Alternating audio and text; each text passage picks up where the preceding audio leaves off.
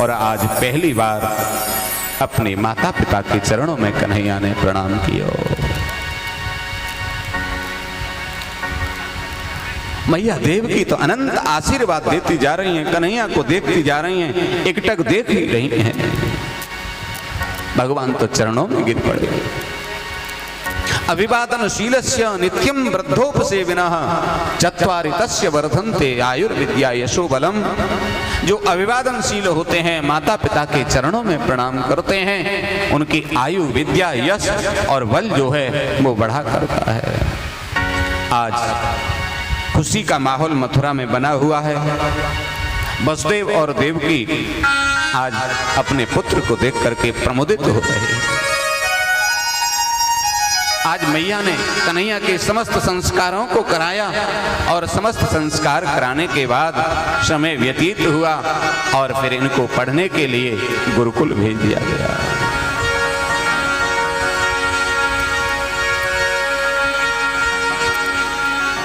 पढ़ने के लिए श्री कृष्ण को गुरुकुल भेजा, संदीपनी गुरु के आश्रम में।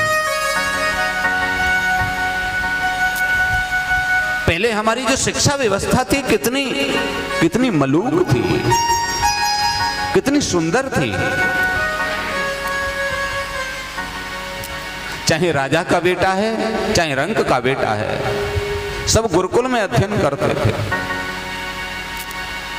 कल प्रसंग आएगा कृष्ण और सुदामा का, दोनों में कितना अंतर, किंतु दोनों एक साथ पढ़े।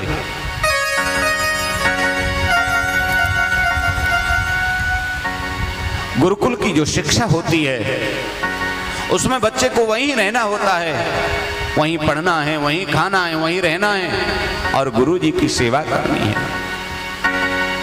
विद्या प्राप्त करने के दो ही साधन हैं। शास्त्र कहता है गुरु शुश्रूषया विद्या आदाने प्रदाने च। या तो गुरु जी की सेवा आप करोगे तो आप विद्या प्राप्त कर सकते हो, अथवा कुछ आदान प्रदान करके, माने कुछ तुमसे हम सीख लें, कुछ हमसे तुम सीख लो, ये विद्या प्राप्त करने के साधन है। अब आदान प्रदान को लोगों ने दूसरे भाव में ले लिया, बोले तुम हमें रुपए पैसे दे दो, हम तुम्हें विद्या दे देंगे, माने ट्यूशन।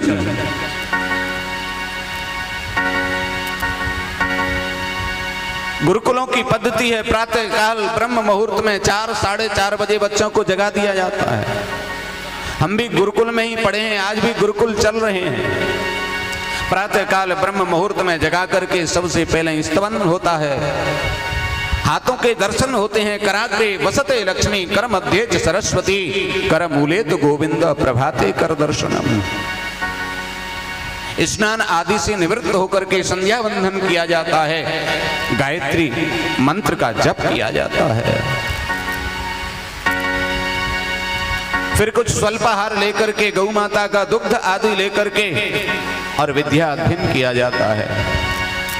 शाम को खेल कूद भी होता है, शाम को भगवान की आरती होती है। 10 बजे सोना है, 4 बजे जगना है, जो किया गया है, पढ़ाया गया है, उसका स्वाध्याय करना है। इस प्रकार से नित्य निरंतर की दिनचर्या को करते हुए विद्यार्थी 25 वर्ष तक की अवस्था के लिए और विद्या अध्ययन करते हैं। क्योंकि शास्त्र में प्राणी की अवस्था 100 वर्ष मानी गई है। शतं जीवेम शरदः। इन 100 वर्षों के 4 भाग किए। पहले 25 वर्ष जो हैं वो ब्रह्मचर्य आश्रम के लिए दिए गए, जहां ब्रह्मचर्य का पालन करते हुए बालक गुरु के सानिध्य में रह करके विद्या प्राप्त करता था। दूसरे जो 25 वर्ष यानी 25 से 50 वर्ष वो गृहस्थ आश्रम के लिए दिए गए, जहां गृहस्थ में प्रवेश करके वंश वृद्धि करते हुए बालक अपने उत्तरदायित्वों की पूर्ति करता था। अगले जो 25 वर्ष थे वो वानप्रस्थ आश्रम के लिए दिए गए, जहां 50 से 75 वर्ष तक के मध्य बीच, और वो घर से और ईश्वर से संबंध, घर से धीरे धीरे संबंध कम करना और ईश्वर की तरफ धीरे धीरे बढ़ना, ये वानप्रस्थ आश्रम हुआ करता था। और फिर 75 से लेकर के 100 वर्ष, अगले 25 वर्ष संन्यास आश्रम के लिए निश्चित किए जाते थे। आज भगवान पढ़ने के लिए, विद्याध्ययन करने के लिए गुरुकुल गए और थोड़े ही समय में वहां उन्होंने सब कुछ प्राप्त कर लिया। कि सरहस्यम धनुर्वेदम धर्मान्याय पथांस्तथा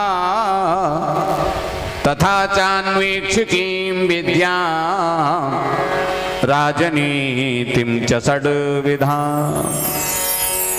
सरहस्यम धनुर्वेदम, रहस्यों के साथ उन्होंने धनुर्वेद को पढ़ा, धर्म ग्रंथों को पढ़ा, न्याय ग्रंथों को पढ़ा और राजनीतिम च षड्विधाम, 6 प्रकार की राजनीति को पढ़ा और थोड़े समय में ही सब कुछ ज्ञान प्राप्त करके सुदामा से मित्रता करके गुरुजी के यहाँ गुरुजी को जो मृत पुत्र था उसको दे करके भगवान पुनः और मथुरा के लिए वापस आ गए। बोलिए भक्त वत्सल भगवान की जय।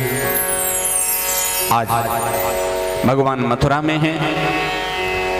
आज भगवान को ब्रजवासियों की बहुत याद आ रही है। मैया देवकी भगवान के लिए भोजन की थाली लगा करके लेकर के आई और भगवान को रोते हुए देखा तो ये तो थाली लेकर के दौड़ पड़े।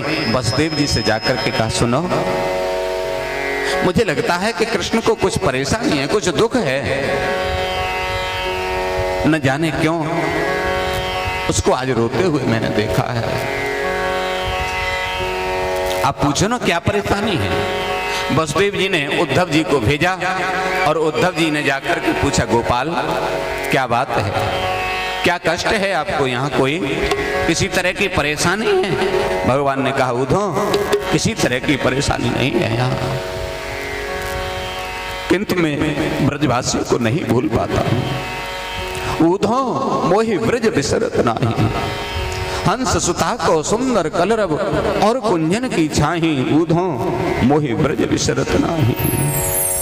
उद्धव यहाँ कोई कमी नहीं है, यह मथुरा कंचन की नगरी, मणिमुक्ता जेहि माही, किंतु जब ही सूरत आवे बा सुख की, जिया उमंगत मन माही, उद्धव मोहि ब्रज बिसरत नाही।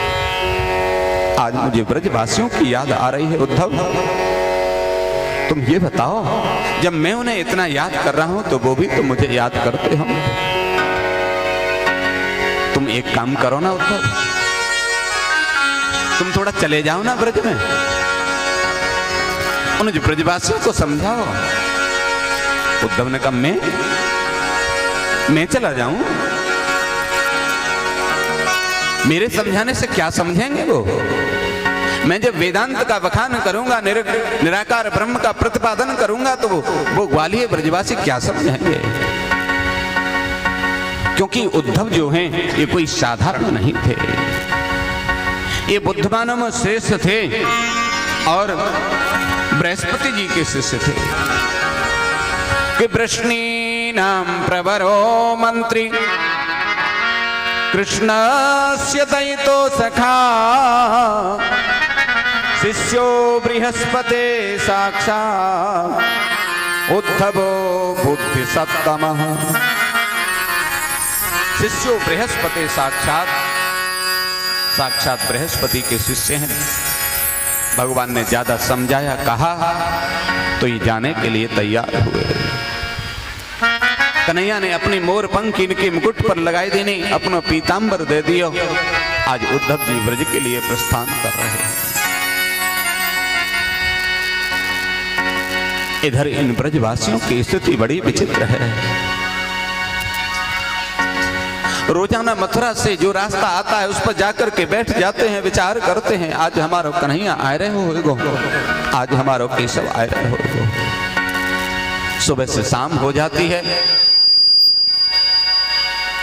घर को लौट जाते हैं। आज मथुरा की तरफ से रथ आता हुआ दिखाई दिया, दौड़ पड़े मत की तरफ, हमारो कन्हैया आएगो भैया, हमारो कन्हैया आएगो, हमारो कन्हैया आएगो, हमारो कन्हैया आएगो।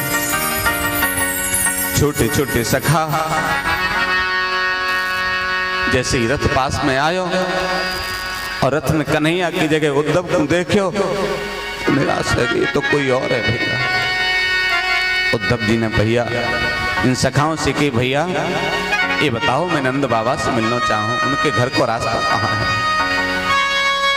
आज इन्होंने बताया। उद्धव जी नंद बाबा के घर पहुंचे, नंद बाबा से मिले, मैया यशोदा से मिले। मैया यशोदा का तो उस दिन से रो रो करके बुरा हाल है, आंखों से आंसू ही बंद नहीं हुए। वो तो यही देखती रहती है, मेरा कन्हैया इधर से निकल के आ रहा है, इधर से निकल के आ रहा है, इधर से निकल के आ रहा है। दोनों को समझाया, मैया को समझाया, अरे मैया तुझसे ज्यादा भाग्यवान और कौन होगा। साक्षात परब्रह्म परमात्मा को आपने जन्म दिया है। मैया यशोदा कहती हैं, अरे मुझे भाग्यवती बताते हो, अरे मुझसे भाग्यहीन और कौन होगी कि परमात्मा जैसे को पुत्र रूप में प्राप्त करने के बाद भी मैं उनसे दूर हूं। दोनों को समझा करके आज उद्धव जी गोपियों की तरफ गए हैं।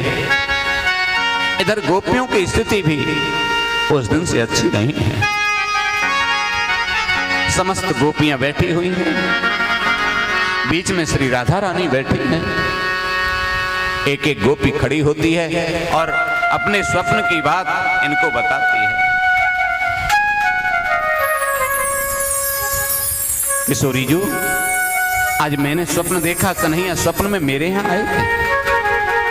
मैंने कहा लाला ने माखन खा लो। हाँ हाँ भाभी लाओ। मैं माखन देने चली तो मेरी आंख खुल गई। दूसरी ने कहा आज मेरे भी स्वप्न में आए, यमुना किनारे मिले। मैंने कहा लाला ने एक मटकी उठवाओ। हाँ भाभी ले, मेरी आंख खुल गई। एक एक गोपी खड़ी होती है, अपने स्वप्न की बात सुनाती है। बाद में गोपियों ने कहा किशोरी जी, आपने कभी नहीं बताया कन्हैया आपको स्वप्न में कैसे दिखाई देते हैं। गंभीर बैठी हुई राधा रानी ने कहा, अरे गोपियों क्या बताऊं। स्वप्ने पश्यति यः कांतम धन्यास्ता सखियोसिता अस्माकं तु गते कांते गता निद्रा वैरिणी। स्वप्न में भी तुम जिस श्याम सुंदर के दर्शन कर लेती हो तुम धन्य हो। हमारे श्याम सुंदर तो जब से गए हैं तब से गता निद्रा पे बैरिणी, तब से ये बैरी नींद भी नहीं आई। और नींद नहीं आई तो सोए नहीं तो स्वप्न दिखा नहीं तो तुम्हें बताएं कहां से। उद्धव जी सब बात सुन रहे हैं, हे भगवान तब से अब तक सोई नहीं। तब तक एक भौरा चल करके आया गुनगुनाता हुआ। गोपियां इस भौरे को देख करके चिढ़ने लगी। अरे कारे, अरे भौरा तू भी कम नहीं है, तू भी उस कपटी का ही दूत होगा। वो भी काला है, तू भी काला है, तू उसी का दूत होगा।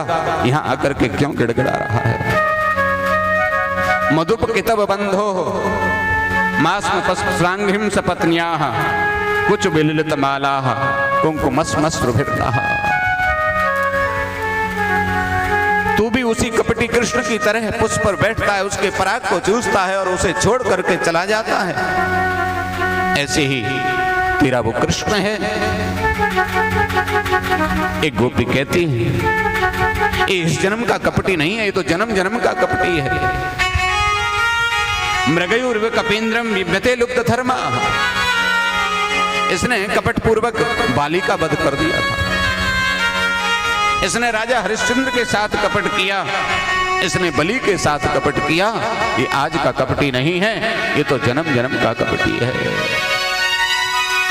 उद्धव ने सोचा ये तो ये भी जानती हैं कि जो कृष्ण है वही राम है, जो राम है वही कृष्ण है। भौरा चला गया। आज उद्धव ने मन में विचार किया कि अब मैं प्रवेश करूं। उद्धव गए और इनको प्रणाम किया। देवियों मैं आपको प्रणाम करता हूं। आपकी बातों को बहुत देर से मैं सुन रहा हूं। आप किस कृष्ण की बात कर रही हैं? आप कह रही हो कि आपके मन को कृष्ण चुरा के ले गया, चित्त को कृष्ण चुरा के ले गया। अरे मन को परब्रह्म परमात्मा में लगाओ ना, निर्गुण निराकार ब्रह्म में लगाओ। गोपियों ने रोते हुए कहा उद्धव जी किस ब्रह्म की बात कर रहे हो?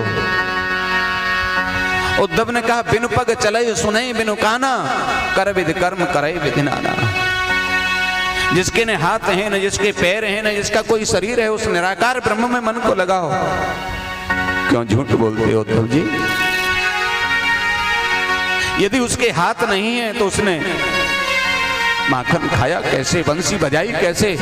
यदि उसके पैर नहीं है तो उसने रास विहार किया कैसे? यदि उसके मुख नहीं है तो उसने माखन खाया कैसे? तुम कहते हो तुम्हारे निर्गुण ब्रह्म में मन को लगाएं। ये बताओ मन होते कितने हैं? मन तो एक ही होता है देवियों। तो गोपियां कहती हैं अरे उद्धव मनन भय 10-20। उद्धव मन 10-20 नहीं होते, एक हो तो सो गयो श्याम संग, अब को राधे ईश, उद्धव मन न भय 10-20। मन तो एक ही होता है ना उद्धव जी। और एक मन जो था वो तो श्री कृष्ण के साथ चला गया। अब तुम्हारे निराकार ब्रह्म में मन लगाने के लिए हम मन लाए कहां से? कि कृष्ण तन कृष्ण मन कृष्ण ही हमारो धन, अरे आठों याम ऊधो हमें कृष्ण ही सो काम है। अरे ऊधो तुम भये बोरे, पाती लेके आए दौड़े, अरे योग कौन जाने यहाँ रोम रोम श्याम है। किस योग की बात करते हो उद्धव? किस निराकार ब्रह्म की बात करते हो? यहाँ तो कण कण में और श्याम समाया हुआ है। उद्धव तुम नहीं जानते उस स्थिति को। यथा तथा वा विदधातु लंपटो मत प्राणनाथस तुस ये बना पर। अरे उद्धव तुम कितना भी कहो किंतु हमारे प्राणनाथ और कोई नहीं हो सकते। हमारे तो प्राणनाथ श्री श्याम सुंदर ही हैं। हम उनके ही चरणों की दासी हैं, हम उनके बिना नहीं रह पाएंगे। और इस प्रकार से श्याम सुंदर का स्मरण करते करते गोपियां रुदन करने लगी, रोने लगी और कहने लगी उद्धव तुम इसको नहीं समझोगे। ये तो प्रेम की बात है ऊधो, तुम क्या समझो? बंदगी तेरे बस की नहीं है। ये तो प्रेम की बात है ऊधो, बंदगी तेरे बस की नहीं है। ये तो प्रेम की बात है ऊधो, बंदगी तेरे बस की नहीं है। ये तो प्रेम की बात है ऊधो, बंदगी तेरे बस की नहीं है। ये तो प्रेम की बात है ऊधो, बंदगी तेरे बस की नहीं है। ये तो प्रेम की बात है ऊधो, बंदगी तेरे बस की नहीं है। यहाँ पर्दे के होते हैं पौधे, यहाँ पर्दे के होते हैं पौधे। आशिकी इतनी सस्ती नहीं है।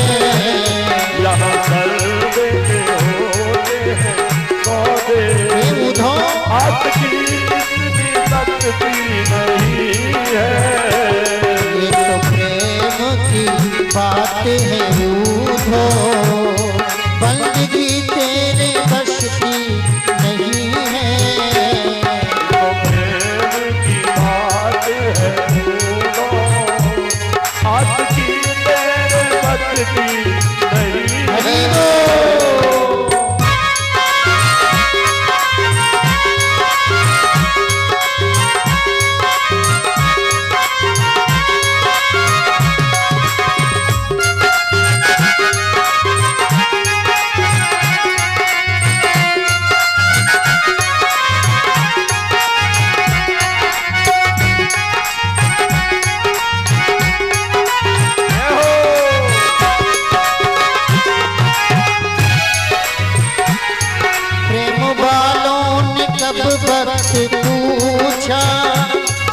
उनकी पूजा में सुन ले वे ऊधो।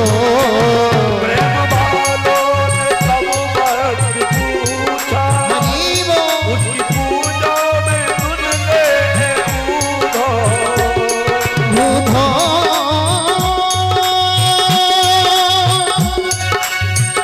प्रेम की बात जमाने में निराली देखी। प्रेम की फूलती फलती डाली देखी। प्रेम से दान को इंसान बना देता है। प्रेम पत्थर को भी भगवान बना देता है। प्रेम वालों ने कब भक्त पूछा, उनकी पूजा में पुण्य ले ऊधो। प्रेम वालों ने सब भक्त पूछा, हरीबो उसकी पूजा में सुन ले ऊधो। यहाँ दम दम पे होती है पूजा, यहाँ दम दम पे होती है पूजा। पर उठाने की फुर्सत नहीं है। यहाँ दम पे होती है पूजा, हरीबो सर झुकाने की फुर्सत नहीं है। ये तो प्रेम की बात है ऊधो। प्रेम से ताली बजाते हुए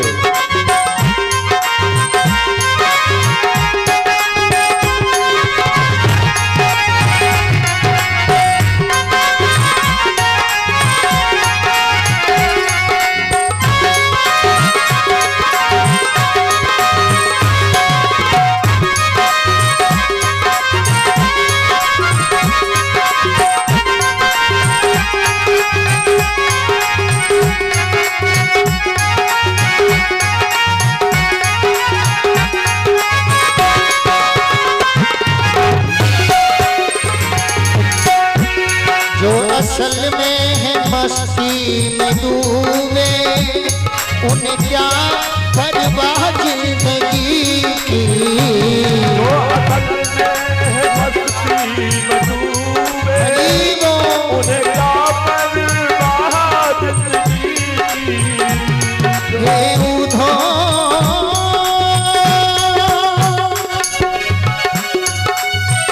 ऐसे नहीं हम चाहने वाले, जो आज तुम्हें कल औरों को चाहे। जो आज तुम्हें कल औरों को चाहे, तुम छोड़ दो चाहे भले हमको। हम ऐसे ही प्रेम की रीत निभावे। जो असल में है मस्ती में डूबे, उन्हें क्या परवाह जिंदगी की। जो असल में है मस्ती में डूबे, उन्हें क्या परवाह जिंदगी की। जो उतरती है चढ़ती है मस्ती, जो उतरती है चढ़ती है मस्ती, वो हकीकत में मस्ती नहीं है। जो उतरती है चढ़ती है मस्ती, वो हकीकत में मस्ती नहीं है। ये तो प्रेम की बात है ऊधो, बंदगी तेरे बस की नहीं है। ये तो प्रेम की बात है ऊधो, बंदगी मेरे बस में नहीं है।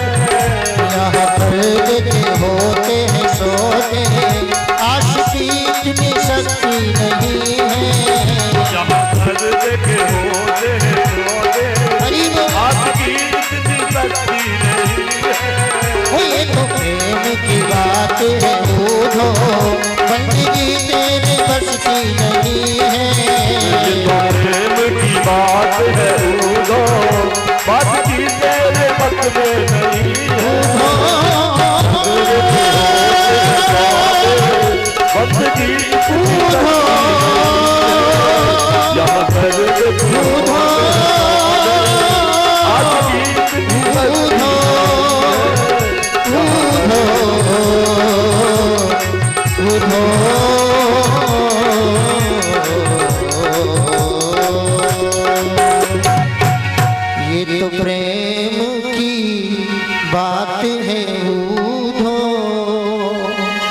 बंदगी तेरे बस की नहीं है।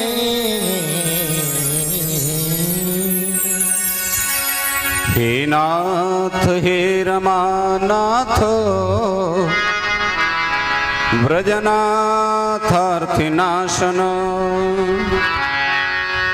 भग्नमुद्धर गोविंद गोकुलम व्रजनार्णवात्। और ऐसे कहकर के गोपियां रुदन करने लगी, हे नाथ हे रमानाथ हे रमण हे प्रेष्ठ हे गोविंद, हम तो आपके चरणों की दासी हैं। ऐसा भाव जब देखा तो उद्धव भी आज इनको प्रणाम करने लगे। और सुनो, उद्धव जी ने गोपियों को प्रणाम नहीं किया, उद्धव जी ने गोपी के चरणों को भी प्रणाम नहीं किया, उद्धव जी ने चरणों की गोपियों के चरणों की धूली को प्रणाम किया कि वंदे नंद ब्रज स्त्रीणाम पादरेणुमभीक्ष्णसा यासां हरिकथोद्गीतं पुनाति भुवनत्रियम्। वंदे नंद ब्रज स्त्रीणाम पादरेणुमभीक्ष्णसा। पाद रेणु माने उनके चरणों की धूलि को आज इन्होंने प्रणाम किया। और आज वहां से उद्धव गोपियों के प्रेम को देख करके मथुरा लौट करके आए। कन्हैया ने कहा, उद्धव बताओ कैसे हाल हैं, क्या रहा? उद्धव ने कहा, बात मत करो। अरे तुम तो बात करने लायक नहीं हो। जिन ब्रजवासियों ने सब कुछ समर्पित करके और तुमको अपनाना चाहा, तुमने उन्हीं को धोखा दे दिया, तुम उन्हीं को छोड़ करके चले आए। कन्हैया ने कहा, आंख बंद करो उद्धव। जैसे ही आंख बंद की तो महाराज आंख बंद करने के बाद जैसे ही खोली तो वहां पर राधा रानी हैं, गोपियां हैं, कृष्ण हैं।